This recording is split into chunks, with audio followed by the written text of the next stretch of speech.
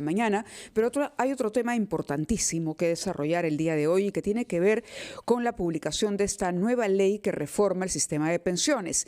Si bien todavía falta una reglamentación, ¿no? Como ha indicado el propio ministro de Economía, ya la publicación está. Ayer adelantábamos algo con el señor Miki Torres, asesor del Congreso, que ha sido uno de los promotores de esta reforma.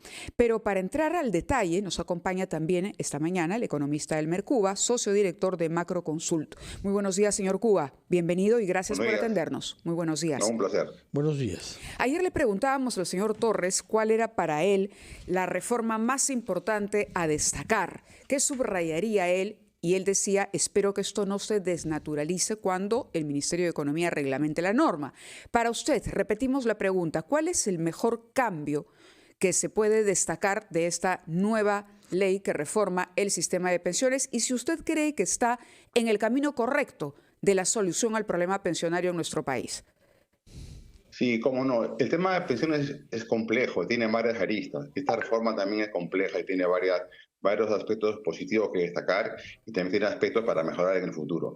Lo central es que se ha roto un mito en 30 años, que era que no se podía apoyar a gente que no aportaba nada. Hasta el día de hoy, solamente puede tener pensiones aquel que aporta en el mundo formal, y si eres pobre extremo y calificas para pensión 65, también tienes un subsidio llamado de 175 soles, ¿no? Entonces era un mundo para el pobre extremo y un mundo para el mundo formal, pero en el medio, la gran mayoría nacionales, los independientes, los informales laborales, no tenían pensiones, ¿no? Eso era hasta hace poco y ahora se desincorpora con la famosa pensión por consumo, que tiene, esa es la barrera que rompe, ese mito de no poder soportar pensiones como lo hacen los países de economías de mercado y democracia. Toda democracia en el mundo apoya a los pensionistas, complementa su pensión cuando no pueden lograrlo. Ese es el principal atributo.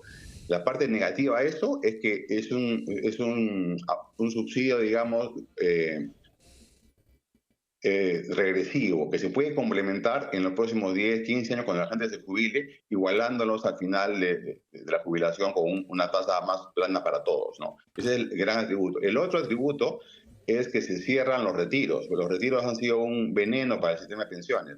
La gente ha dilapidado sus fondos y no tiene cómo jubilarse. Cuando uno es joven no se da cuenta de ese problema, pero cuando envejece, por ejemplo, en las sociedades como Chile, ya el tema de pensiones es un tema politizado, ¿no? Y ha sido parte del estallido social del año 2019. Entonces, si no tomamos en cuenta eso, reconstruimos los fondos pensionables, no va a pasar nada. Claro, entonces, ahora, sobre ese punto, importante, ¿no? Sí, solamente permítame destacar la portada de gestión que da cuenta de que se retiraron de los fondos de las AFP 115 millones de soles. ¿Eso es lo que salió? 115.000 millones. Sí. 115.000 millones, perdóneme. Y bueno, y destaca también que el ministerio en su momento obvió lo que significaría este costo fiscal de, una reforma que antes había criticado. Ahora, ya sabemos que con el tiempo y con el cambio del Congreso siempre queda la posibilidad abierta, con la inestabilidad que tenemos, de que mañana otro Congreso populista pueda hacer una modificación a esa norma, pero por lo pronto habría un candado, dice usted. Sí, sin duda. Y además hay que aprovechar que el Congreso se ha puesto por lo menos una ley interesante y apoyarla. El resto de las leyes que ha venido sacando más bien están en el sentido contrario, ¿no? Sí. Señor Cuba, uno de los aspectos más originales, que va a ver cómo se lleva a la práctica y si el financiamiento es adecuado, es la contribución de 1% del consumo que toda persona haga para una cuenta que se le abre para que ahorre. Es decir, del 18% que el Estado cobra de IGB por toda venta, 1% va a ser destinado a la apertura, al financiamiento de cuentas. Esto va a favorecer sobre todo a la gente con menos recursos, aunque los que tienen más recursos también se beneficiarán. Cuando uno compra un auto de lujo, naturalmente el 1% es muy significativo, seguramente lo que alguien con pocos recursos paga a lo largo de varios años. Pero ¿cómo ve usted la eficacia de que se abran cuentas no a partir de lo que uno cotiza y pone, sino a partir del 1% que el Estado transfiere de la IGB a una cuenta personal. Yo le ruego que nos explique eso con la mayor claridad y para eso necesitamos tiempo. Permítanos ir a una pausa primero. Estamos conversando con el economista Elmer Cubas, socio director de Macroconsulta, a propósito de la ley de pensiones, la reforma del sistema de pensiones que se ha oficializado con su publicación en el órgano oficial del Estado. Y le habíamos dejado plantear la pregunta relativa a este mecanismo de financiación de cuentas privadas a partir del consumo que uno hace. ¿Cuán viable lo ve? ¿Qué consecuencias piensa usted que va a tener esto? ¿Y cuán financiable es? Porque el Estado deja de recaudar parte del IGB. Sí, buena pregunta. A ver, primero, la norma como está no hace referencia para nada al IGB. Ya hay que desligar el IGB, no es IGB. Es solo las boletas que uno pueda pedir que paguen o no paguen IGB. Por ejemplo, un colegio, un nido que no esté exonerado IGB, también califica para eso. En verdad claro, los libros, por ejemplo, están exonerados, ¿no? Sí, cualquier boleta que uno pueda pedir electrónica con tu DNI va a ir a información a SUNAT. Entonces, una vez al año. Bueno, y también no puedes pasar gastos encima de 700 soles. O sea, no puedes comprarte un auto, digamos. No, eso no califica. Son gastos unitarios menores de 700 soles. Y el máximo anual que va a poner el Ministerio de Economía a cada cuenta individual es 1% de 8 UITs. O sea, en cristiano, 412 soles. O sea, en el límite, una vez al año, el Estado peruano va a poner en tu cuenta individual, a tu nombre, un máximo de 400 soles, ¿no? 412 soles al año. Entonces, en 40 años, digamos, alguien que es 100% informal va a tener 40 depósitos de 400 soles. Eso es un complemento de la pensión. Y por eso que no es caro, fiscalmente hablando. Es una reforma tímida y relativamente barata. ¿Con cargo a qué? A que en el futuro el Estado peruano mejore sus cuentas fiscales y pueda poco a poco ir subiendo ese monto hacia llevar a una pensión cuasi universal, parecida, por ejemplo, hoy día pensión 65, ¿no? Es un poco lo que tenemos en un mundo laboral que es débil, ¿no? Claro, uno de los cambios también que incluye esta reforma es el límite que pone a la disposición del 95.5% del fondo en la jubilación, dice, solo para quienes tengan 40 años o más a la fecha. Esta era una alternativa porque cuando se hacía el cálculo de la pensión, la expectativa de vida, era un poquito optimista, para ponerle un término, ¿no? Y finalmente uno decía, bueno, es posible que yo viva los años que la AFP está calculando y por lo tanto mi pensión era muy bajita. Entonces la opción era poder retirar ese 95.5% del fondo y de repente a través de un emprendimiento yo podía recibir ingresos mensuales un poco más altos, ¿no? O utilizar ese dinero de repente en un fondo de inversión, darle algún uso que pueda superar la pensión que había calculado para mí la AFP. Esto es un cambio importante también. ¿Por qué se bloquea la posibilidad del retiro del 95.5? Porque en todos los países del mundo con el sistema de pensiones es un ahorro involuntario, ¿no? Involuntario por 40 años, para luego que de los 65 años en la jubilación misma tú puedas vivir de ese esfuerzo pensionario, ¿no? Sea alto o sea bajo. Para los casos en los cuales sale un monto bajo, el Estado debería complementar eso a un piso único universal. Pero para que se reconstruya esa pensión, para que el Estado pueda complementar, se tiene que prohibir el retiro, porque si tú retiras todo a los 65 te quedas sin pensiones. Entonces, todo este esfuerzo que has hecho en 40 años de aporte se diluye pudiendo gastar eso. No todos son tan sabios de hacer un emprendimiento. La mayoría de peruanos son consumidores, con poco conocimiento en finanzas y tienen mucha necesidad para gastar y se van a quedar sin pensión. Entonces, no tiene sentido, digamos, hacer todo este esfuerzo, todo este aparato del sistema para que tú puedas retirar todo a los 65. Por eso que se ha cerrado la puerta hasta la mitad, ¿no? Se ha cerrado la puerta a los menores de 40, menores de 40 eso años. Lo entendemos, pero a lo que iba es a que una de las críticas que se hace a las AFP precisamente es eso, es que consideran que uno va a vivir, muchísimo más tiempo de lo que realmente podrá vivir y por lo tanto el cálculo de la pensión es muy bajito. Por mucho que usted me diga que hay una pensión mínima que garantice esto, igual de pronto hay gente que ahorró para tener mucho más de 600 soles al momento de su jubilación y esa persona podría verse perjudicada. Y por otro lado también explíquenos por favor esto de la Comisión por Productividad. ¿En qué consiste? Sí, a ver, primero hay que aclarar el tema Sí, del 95.5 con la edad de jubilación. No, no tiene nada que ver. Lo primero es, si yo puedo retirar todo a los 65 años, ¿no?